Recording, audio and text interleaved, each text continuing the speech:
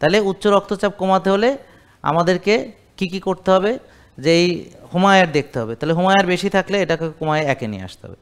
1-এ নিয়ে আসতে হলে আমাকে কি করতে হবে, ভাত, রুটি, ফল, দুধ, সাময়িক স্থগিত, প্রসেসড ফুড বাদ, আল্ট্রা প্রসেসড ফুড বাদ ইত্যাদি বাদ দিয়ে তারপরে সবজি, ডিম, সবজি, মাছ, সবজি, মাংস আপনার সঙ্গতি অনুযায়ী আপনি খাবেন, খেতে থাকুন, ক্ষুধা কমতে থাকবে, খেতে থাকুন, ক্ষুধা কমতে থাকবে।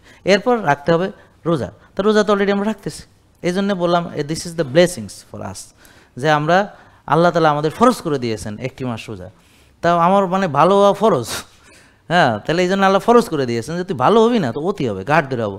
তা আমরা কি আল্লাহ তুমি তো আমাদের ভালো বানাবা, কিন্তু আমরা ইফতারিতে এমন ভাজা পোড়া, হ্যাঁ, পেঁয়াজু বেগুনি খাবো যে আমরা যেন ভালোতে না পারি। শাহি জিলাপি খাবো, বুরিন্দা খাবো, হ্যাঁ, ছোলা বুট মুড়ি সব মিলাইয়া পেঁয়াজু বেগুন দিয়ে মানে এমন খাবার আল্লাহ খাবো, দেখবো শরবত খাবো 3 গ্লাস, তারপরে নামাজ পড়তে এসে আবার খামো, তারাবির আগে খামো, তারাবির থেকে এসে একটু খামো, আর সেহরিতে এমন খাওয়া খামো যে 3 মাস খাইতে পারি না। এমন খাওয়া খামো যে রোজার মাসে খরচ 3 গুণ বেশি, আর ঈদের দিন এমন খাওয়া খামো যে একেবারে ডায়রিয়া হাসপাতালে।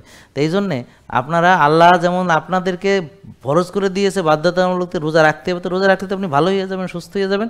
এই জন্য আপনারাও নিজেদের জন্য ফরজ করে নিয়েছেন যত খুশি নষ্ট খাবার খেয়ে নিজেকে যেন ভালো হইতে না পারেন, নিজেকে ধ্বংস করার জন্য। এটা একটা প্রতিযোগিতা, যে আল্লাহ কয় একটু ভালো হওয়া, যে না আমি অমু না।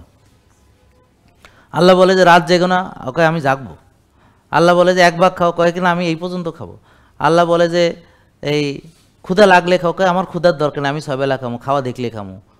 ফ্যাট সবসময় এরকম ভরা থাকতে হবে, নাহলে ভালো লাগে না, ঠিক আছে? তো এখন ঠিক আল্লাহ যা বলেছে যে শরীরের যত্ন না করে, না তাহলে তো নেব না। মানে পুরো আল্লাহর ডিসিপ্লিনকে নষ্ট না করে সে নিজেকে ধ্বংস করতে পারতেছে না, এই জন্যে সে আল্লাহর দেওয়া সকল ডিসিপ্লিনকে সে উল্টাভাবে মানে। খাওয়ার ক্ষেত্রে প্রকৃত খাবার হালালাং তৈবান, অর্থাৎ প্রেশার কমাতে হলে আপনাকে ন্যাচারাল প্রাকৃতিক খাবার খেতে হবে। হালালাং তৈবান, যেই খাবার খেলে আপনার হালাল এবং তৈবা। হালাল মানে হলো হালাল রিজিক, আর তৈবা মানে হলো যেই খাবার আপনার কল্যাণ, যে খাবার খেলে আপনি রুগী হবেন না, প্রেশার বাড়বে না। এখন যেই খাবার খেলে ইনসুলিন বাড়বে, তাহলে সেই খাবার খেলে প্রেশার বাড়বে। তাহলে এখন আমাদের কেউ শেখায়নি যে কোন খাবার ইনসুলিন বাড়বে। আমি আপনাদের শেখাচ্ছি ভাত, রুটি, ফল, দুধ ইত্যাদি এগুলো বেশি বেশি খেলে ইনসুলিন বেশি বেশি বাড়বে, চিনির সাথে সম্পর্ক।